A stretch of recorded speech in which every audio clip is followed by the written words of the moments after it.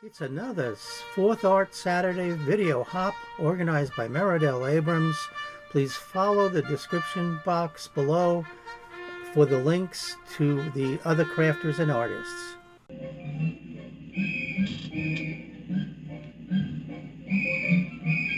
I am the merry mailman. Ring ding, the bell will ring. That's my very special ring, and this is what I'll bring. Well, that was fun. This month's challenge is to create a piece of art or craft that represents the theme of mail. Email has become such an important part of our daily lives that we sometimes forget how nice it is to receive a piece of snail mail. So my project this month is to create a fabric envelope. Stay with me and see how I respond to this challenge. Hello survivors, hi family and friends. This is Roy from Bootsie Sweettarts Guide to Life and Other Disappointing Experiences, and I've got mail for you. So who doesn't like to receive a fancy letter in the mail from somebody special?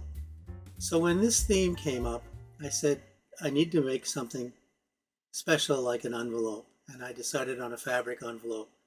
So doing some surfing, I came across a YouTube page called So Very Crafty. The woman's name is Diana. She had a tutorial on making a fabric envelope that was actually lined. Looked simple, so I decided to tackle it.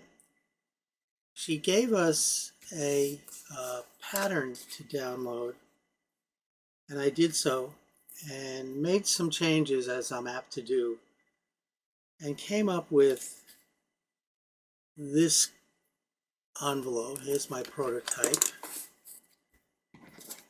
and I was so happy with the way it turned out that I decided to go with it.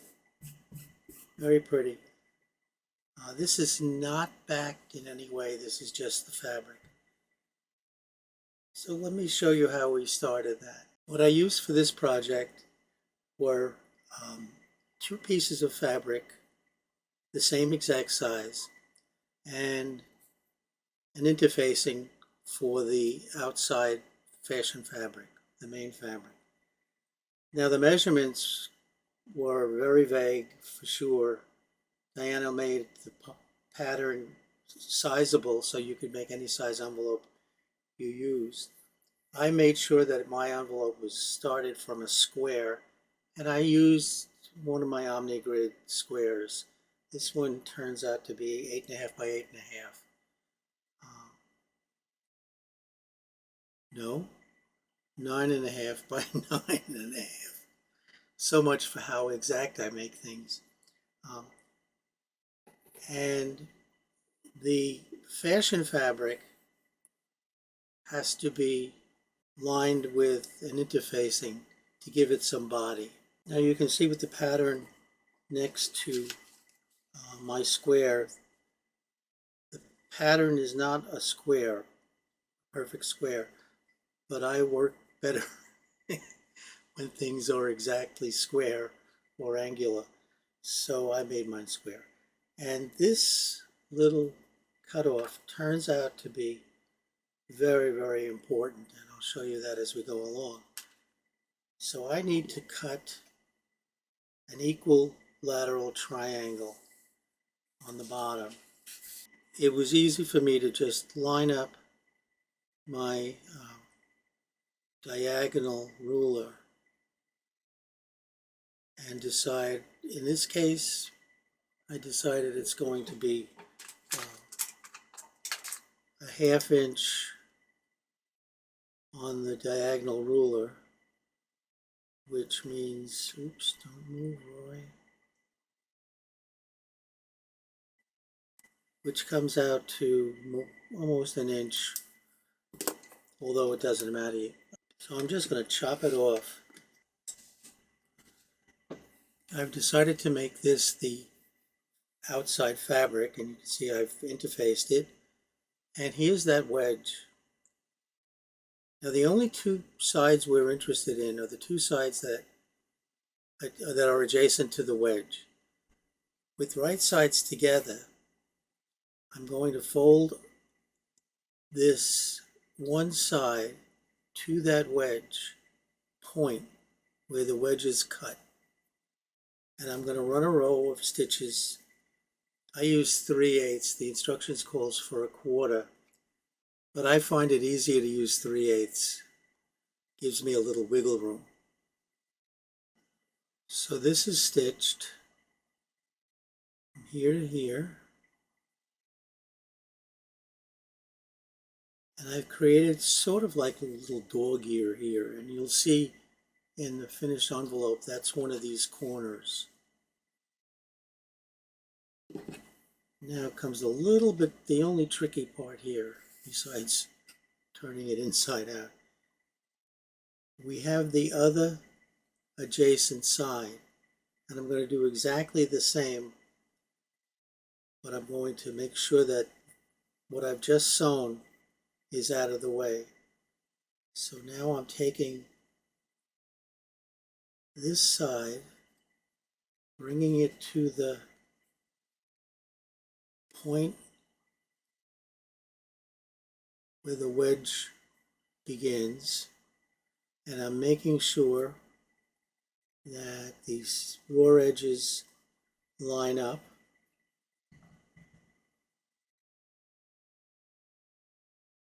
And I'm going to run a row of stitching 3/8 of an inch here as well.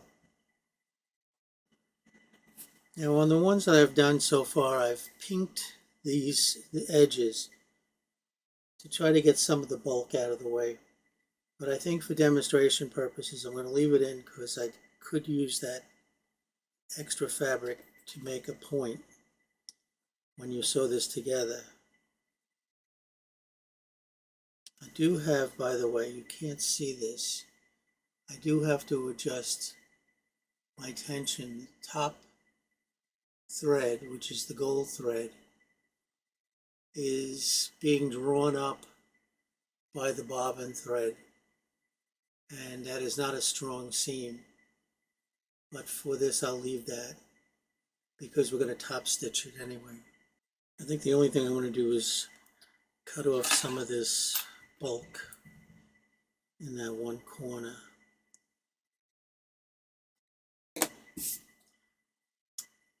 And then on the same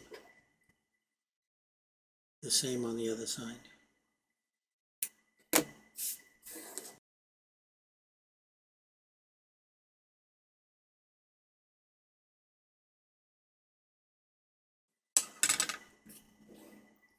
Now the basic shape of the envelope is finished. Let me zoom out a little. And what I'm going to do is press this to make all the seams crisp. So this is pressed crisp. And now you can see how the closure is going to occur. I probably will make one without the lining done this way, because what I'll do now is repeat that right side together on the lining fabric. So I'm going to match up the point of the fabric, the corner, with the point of the wedge, and I'm going to run it probably just a scant bigger than, very scant bigger than a 3/8 inch seam, row of stitches.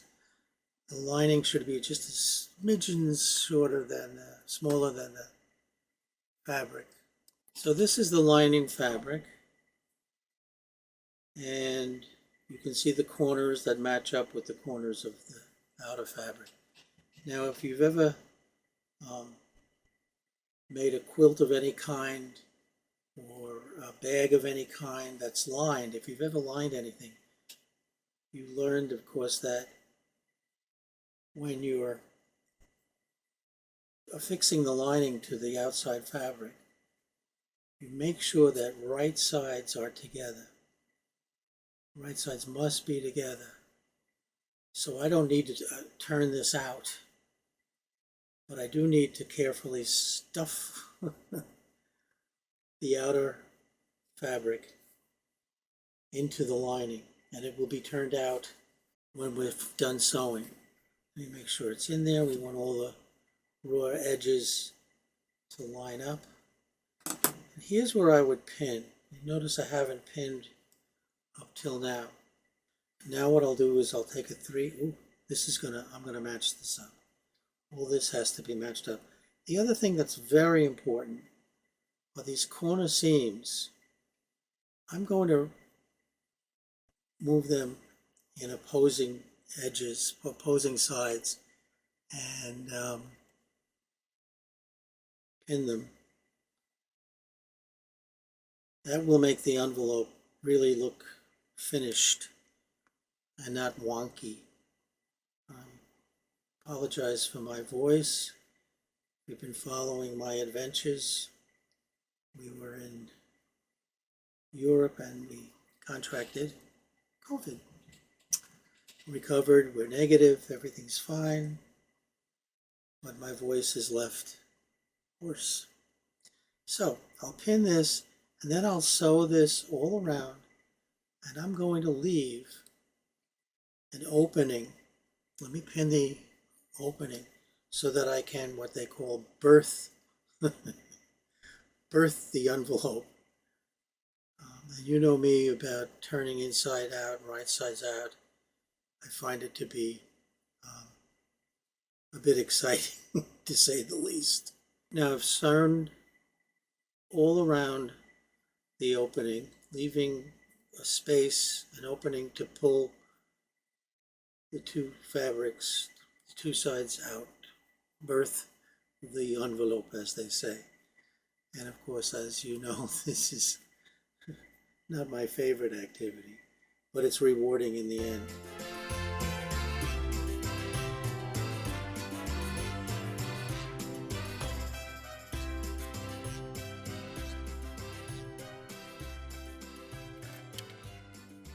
Now that I have everything turned out, I reverse the process by putting the lining now inside the body of the envelope.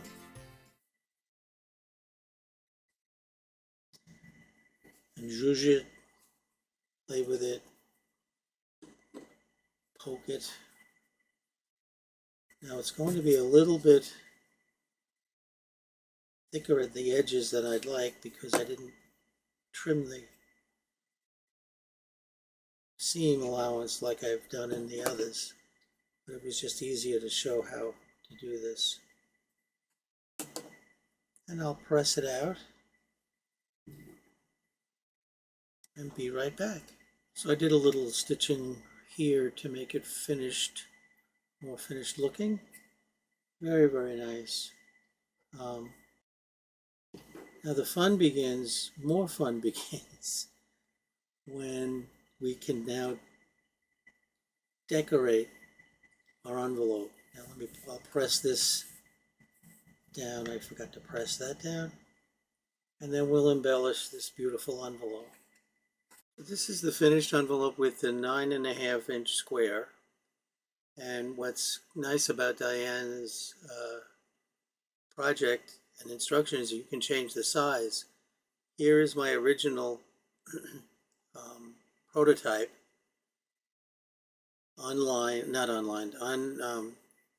interface. There's no interfacing, so it's softer, has a nice feel to it.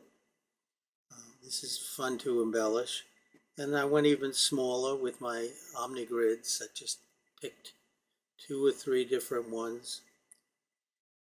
They get addicting to make, and you have to be just a little careful that you cut more accurately than I did. I have a quote here that says, "Perfection is overrated. Sometimes let good be good enough." And then I got even smaller. This one is really useful because it has a lot of body to it. I used a heavier interfacing. Finally, I did this one by hand. Teensy little envelope. It'll hold things, very tiny things, little messages. Come on. So you have a little card in here. Now, what I've done to one of them so far is to embellish the closure. Now you can let your imagination fly when embellishing any kind of envelope, but these are fun as well. So what I've done here is I've sewn a button onto the closure with a little tassel, sealed it with a Velcro dot. It's a little off center. Well. And I put a card in, a little crochet edged card, and that becomes a nice piece of Happy Mail. And what I did was, with a regular Singer sewing machine, I printed out Happy Mail with the alphabet. I reversed it on the fabric just for contrast. This is the same background fabric. Cleaned it up a little bit. Used some inking. And now I'm just going to, oh, by the way, it's on fusible web on the back. So this becomes the glue already on. So I'll just press this. Here is my Happy Mail envelope with a little card that goes in it. And whoever receives this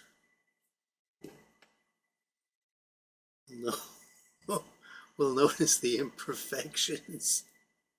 It's easier to do things off camera than on camera. But anyway, you can use tassels and lace. And this one here, I'm going to use the little Velcro dots to close it.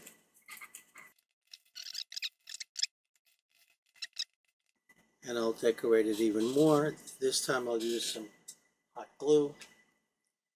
I'll put a little flower that I made, crochet flower, right here. And the hot glue will keep it forever. Unless you put this in the dryer for some reason. Yeah. So far.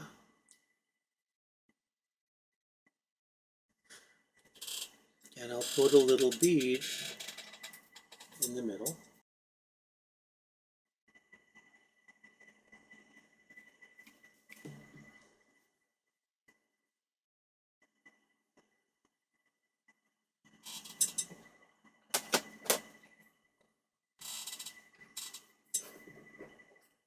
And we have a pretty little envelope with a nice closure. Put my imperfection card in. And a pretty little message. You can put any message you want in. Oops. So, all you video hoppers, thank you for staying with me to the end of this fun project. Thank you, Meri Atelier, of course, as always, for sponsoring and organizing this. Please hit that subscribe button, share with someone who might be interested, and give a thumbs up. That helps as well. And as always, stay safe, stay smart, stay well. Do something today to make yourself giggle. And bye for now.